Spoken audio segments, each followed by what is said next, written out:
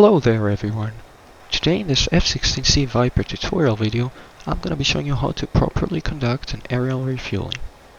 Whether you're a seasoned pilot or just getting into the world of aviation, we've got you covered. So buckle up, let's get started. Alright, there she is. A significant drawback with the Viper is its limited fuel storage capacity. Even when having external fuel tanks, it is only capable of carrying up to 7,000 to 9,000 pounds of fuel, which should only get you so far. Aerial refuelings allow the F-16 to extend its operational range, ensuring it can reach its destination or complete its mission without having to land and refuel. Okay, now let's break down the process step by step. Firstly, we're going to set up the correct frequency for the tanker we're approaching. Mine will be 376.79, which has been set to channel preset number 3. So I'll be pressing COM1 for ultra high frequency 3 and enter. Note that if you have easy communications enabled, you will not need to set up the frequency. Okay, now I can contact the tanker using the communication button. Texaco 1-1, in field 1-1, request rejoin. In field 1-1, Texaco 1-1, proceed to pre-contact at 24,000 at 270. Next, I'll be setting up the TACAN, or Tactical Air Navigation. To do so, I'll press 1 for TACAN-ILS. Then, Data Control Switch, or DCS right, for sequence to change the mode from receive to transmit receive, so I can have both bearing and range for the tanker. And finally, insert the TACAN channel. Mine will be 43 Yankee. If you have to change your band, you can do so by pressing 0, then enter. And I can now press DCS left to return to the CNI or Communication, Navigation and Identification page on the data entry display. Okay, I will now look down at the EHSI or Electronic Horizontal Situation Indicator and press the mode button twice to enter the TACAN mode, as you can see below. Now I can see the range to the tanker in nautical miles on the upper left corner, and the bearing is indicated by the blue arrow on the compass. To increase the brightness of the EHSI, you can simply press the coarse rotary encoder, and while the BRT text is shown in the center, rotate the encoder clockwise. Another crucial action before approaching the tanker is to turn off your radar to avoid harming the crew on the tanker and having your location exposed by having radar waves bounce off the tanker. You can easily do it by lowering the radio frequency switch to the silent position. I'm also going to make sure that the master arm is turned off.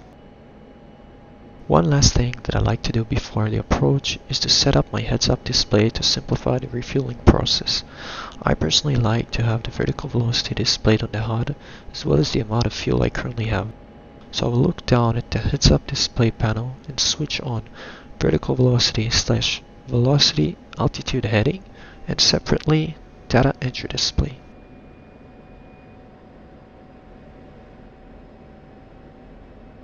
I will now select Bingo on the DED to display the fuel quantity on the HUD.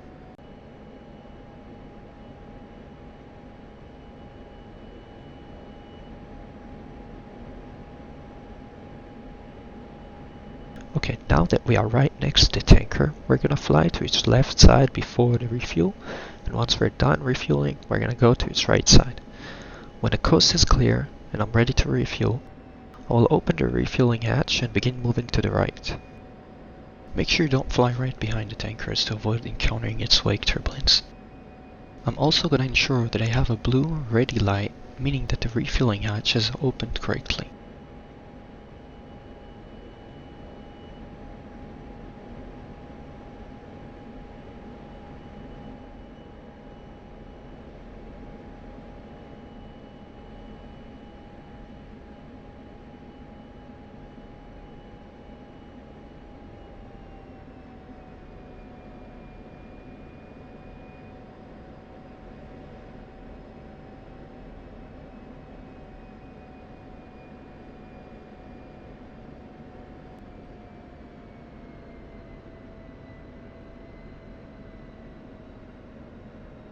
At around this distance from the tanker, I'll use the radio call ready pre-contact to tell the tanker that I'm ready to begin refueling. If the tanker responds with return pre-contact, then it's either too far away from the tanker or is going too fast. In this case, I'll set up again and use the same radio call once ready. If the tanker responds with cleared contact, then you're good to move to the next step. Ready pre-contact. Cleared contact. Once you've been cleared for refueling, you'll notice two lamps light up below the tanker. The left one indicates your elevation in relation to the tanker, and the right one indicates your distance. From now on, you no longer look at the boom and mainly focus on the lamps. Your goal is to have them both in the center. The right lamp will move forward if you're too close and backwards if you're too far, and the left lamp will move forward if you're too low and backwards if you're too high. If you're about to exceed any of these limits, the lamp will turn red. In addition to that, you can use the yellow strip below the tanker to remain centered with it. As I'm refueling, there are a couple of things that I take into account to avoid disconnecting or even colliding with the tanker. Firstly, when you're refueling, be as gentle as possible with the flight controls. Trying to react fast to small changes could cause PIO or pilot-induced oscillation. In addition, you need to remember that as you gain fuel, the mass of your aircraft increases, which will make you accelerate less for the same amount of thrust. Another trick that I use to avoid pitch oscillation is pre-pitching up when decreasing thrust and down when increasing thrust. Remember that when the velocity changes, so does the lift.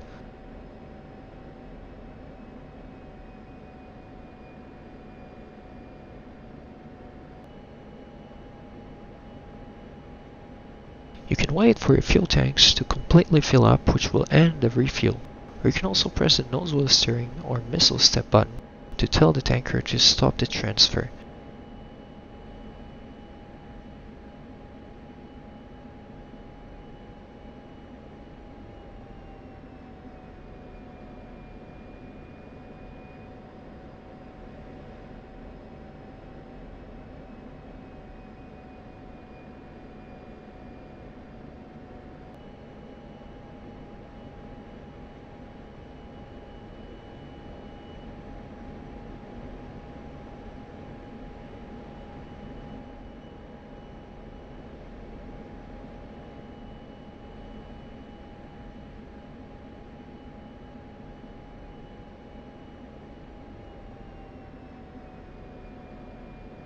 Once you're done, you can simply push the stick down and reduce thrust, then join the tanker from the right, close the refueling hatch, and continue with your mission.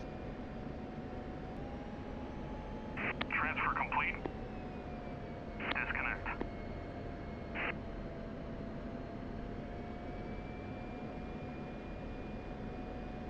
Alright, that was it guys. I hope that this tutorial was helpful, and remember that air-to-air refueling is one of the most difficult tasks in DCS. Don't get discouraged if you fail, and keep training to continuously get better.